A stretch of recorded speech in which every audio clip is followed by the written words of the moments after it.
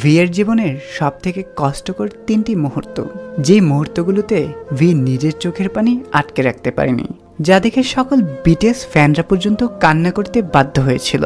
আজকে আমরা সেই 3টি মুহূর্ত সম্পর্কে জানব। ভিয়ের জীবনের সবথেকে কষ্টকর মুহূর্তটি হলো যেদিন তার দাদি মারা যায়।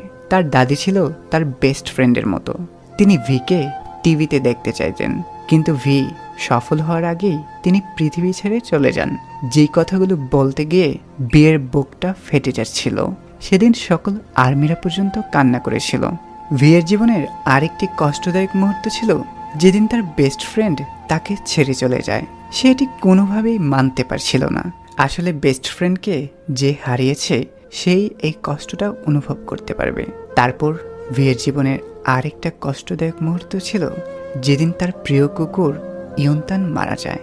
সেদিন ভি চুপচাপ হয়ে পড়েন। ইয়ন্তানের মৃত্যুতে সে ভীষণ ভেঙে পড়েন।